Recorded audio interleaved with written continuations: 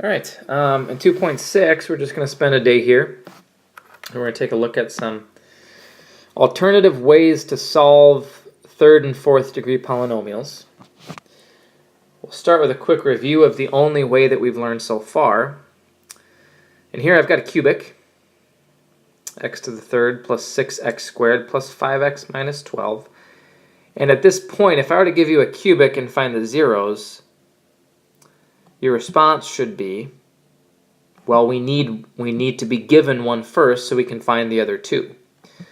And really that leads into today nicely, because what we're after in 2.6 is to say, all right, we're going to do the same thing, find the zeros of cubics and quartics, except we want to try to do it when we don't have any given zeros or roots. Remember, roots and zeros are the same thing.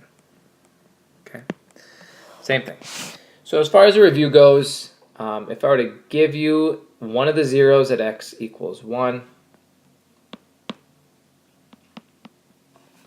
I would expect you to set up some synthetic division.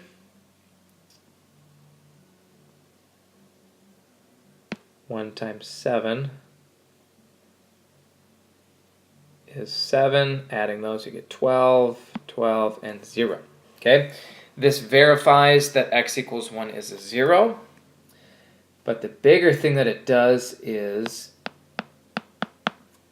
we have divided by the factor of x minus 1, and the quotient that remains after we divide by that factor is a quadratic, which is nice because they're easier to factor, and we could always use the quadratic formula. Okay, this one is factorable. 4 and 3 multiply to get 12 and add up to 7. So this would imply that the two remaining zeros would be -4 and -3. Okay, again, that's when it comes to finding zeros of third and fourth degree polynomials, that's what we've covered so far. We're going to learn two new techniques, one of which involves cubics, and it's called grouping. All right, I've got two examples here. I will do one, and I will get you started on the other and see if you can finish it off on your own. What I do with grouping, and it's important to note here, grouping doesn't always work.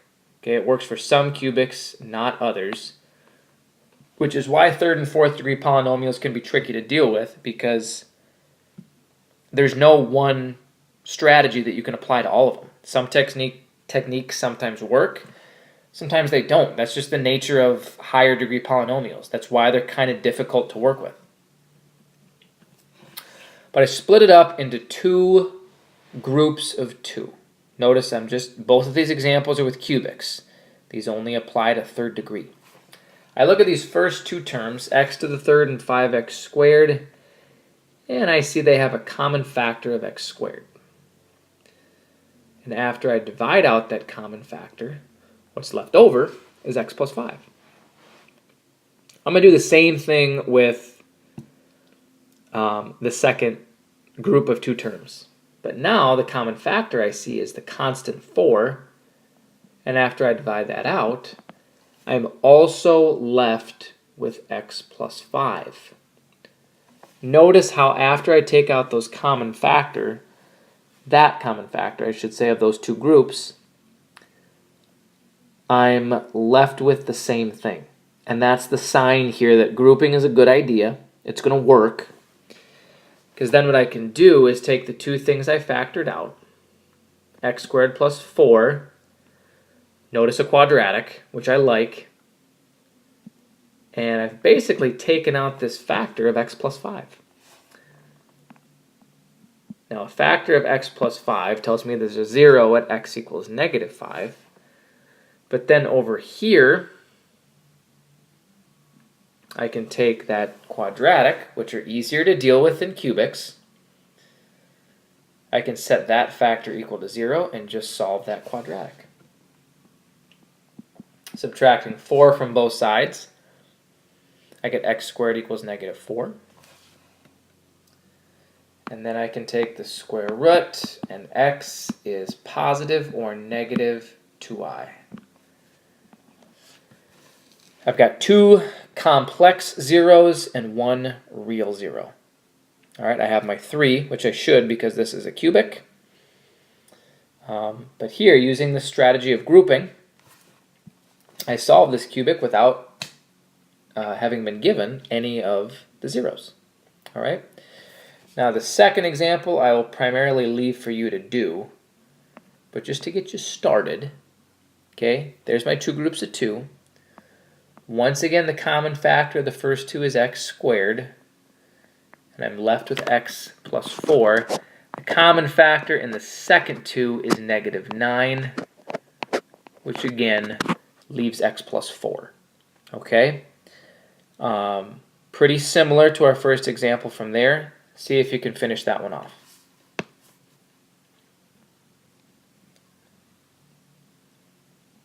All right, a different little technique for quartics. Again, this isn't going to work all the time, but it's just something that we can check to see if it'll work. We can use something called quadratic form. All right, if I look at this one right here, it kind of looks like a quadratic. Okay, quadratics at most can have 3 terms, and if it were a quadratic, the highest power could be 2. So it would be 2x squared minus x minus 3. Okay? The only difference here is that instead of 2 and 3, I have x to the 4th and x squared. Okay? But pretty similar. Okay? Pretty similar structure to their equations. Now what I'm going to do is something pretty fancy here. I'm going to make up a new variable. I'm going to throw it in the mix. All right?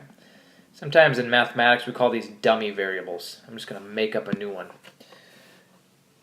What I'm going to say here, because I noticed that it looks really similar to a quadratic, and as we've addressed so many times, we love working with quadratics more than cubics and quartics.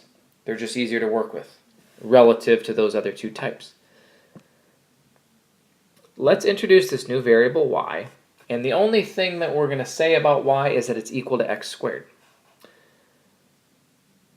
Well, that would mean that y squared equals x to the 4th. So I could replace x to the 4th with y squared. I could take x squared out and put in y. And then I could set that equal to 0. Okay? I've got this new variable, and all of a sudden I've got myself a quadratic, which means quadratic formula, factoring, slightly easier techniques are all in play. But check and see if it's factorable. Okay? Got to split up the lead term as 2y and y. I only have to check the factors of -3. I want the middle term to be -1, which leads me to believe I want to put the plus 1 with the y, because when I FOIL, that will get multiplied by 2y. And then I want to put the -3 there, okay, because that will get multiplied by y. 2y minus 3y will give me -y, which is what I want. Okay. Well, over here, I'll set this factor equal to 0, and I see that y equals -1. A little bit more to do here. Still setting the factor equal to 0. And then I add 3 and divide by 2, and I got 3 over 2 and -1. Okay? I substituted this new variable by saying that y equaled x squared, made it a quadratic, solved it by factoring. Well, I can't stop here because I've got these solutions, but they're in terms of this new variable y that I kind of just made up and threw in there. Here, I got to go back, okay, to what I started with by saying that y equals x squared. And here I have to say, all right, in terms of x, y squared is 3 over 2. Excuse me, x squared equals 3 over 2. And x squared equals negative 1. Now, I'm not quite done. I've got some more work to do, but this isn't too bad. All right, all that's left at this point to get these solved in terms of x, which was my original variable, would be to take the square root of both sides, and I'd have the square root of 3 over 2, which if I were to rationalize that, that would be the square root of 6 over 2, because again, this would be square root 3 over square root 2, so I'd go ahead and rationalize that to get down to this.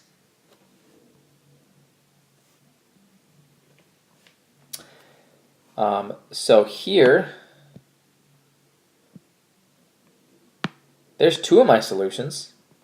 Positive square root 6 over 2, negative square root 6 over 2. And then here, taking the square root of both sides, I get plus or minus I, as I is the square root of negative 1. Two solutions here, 2 down here. I've got my 4, and it worked. Okay, so I introduced this new variable y equal to x squared, which, to kind of get you going on this one, you would see same thing here. I notice it's got the same structure with the 4th power, 2nd power, and the constant term. So that's not going to change. I'm still going to let, y equals x squared. So this would become y squared minus 11y plus 28. All right. And then you just deal with that quadratic and solve it like you would any other quadratic.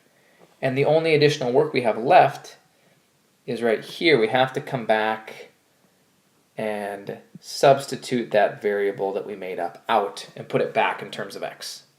Okay?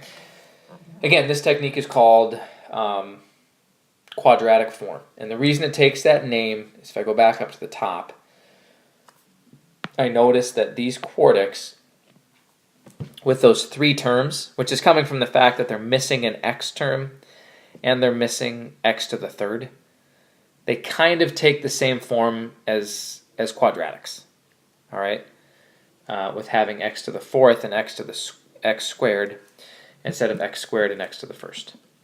Okay, see if you can finish this one off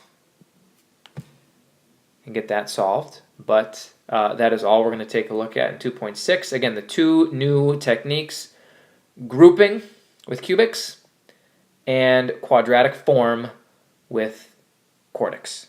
All right, and again, what these do is in certain cases, we can find the zeros of these types of polynomials without first being provided one of the zeros. Okay, try to finish those 2 examples I started, and we'll talk more in class.